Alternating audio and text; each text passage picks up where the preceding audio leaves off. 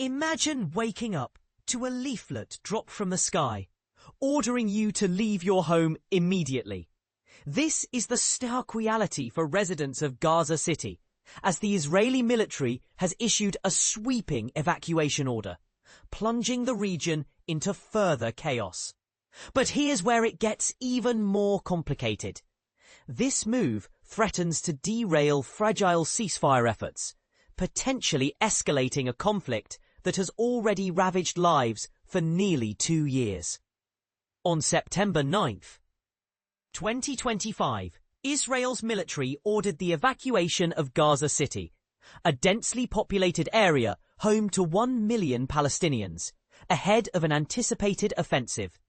This decision comes on the heels of Prime Minister Benjamin Netanyahu's stern warning. If Hamas does not release the remaining hostages, Israel will unleash a mighty hurricane of military force. Netanyahu's ultimatum has set the stage for a high-stakes showdown, with far-reaching consequences for both sides. And this is the part most people miss. While Israel frames this as a necessary step to dismantle Hamas's strongholds, critics argue it could exacerbate an already dire humanitarian crisis. The evacuation order has sparked panic and confusion among residents.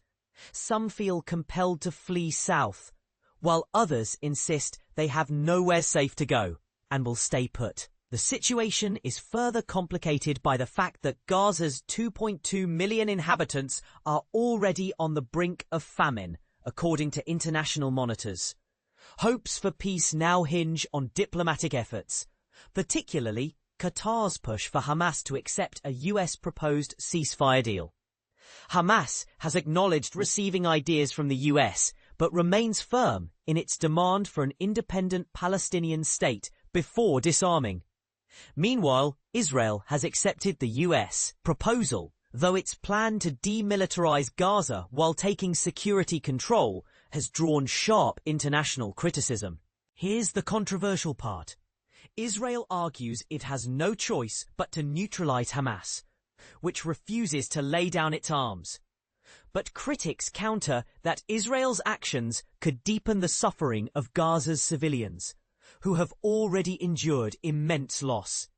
Since the war began in October 2023, Israel has taken control of 75% of Gaza, with over 62,000 Palestinian deaths reported by Gaza's health ministry.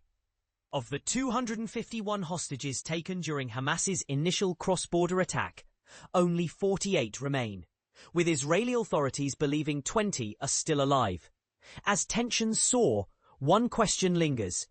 Can diplomacy prevail before the mighty hurricane strikes? And if it does, at what cost to the people of Gaza? What do you think? Is Israel's approach justified, or is it a recipe for further devastation? Share your thoughts in the comments. This is a conversation that demands diverse perspectives.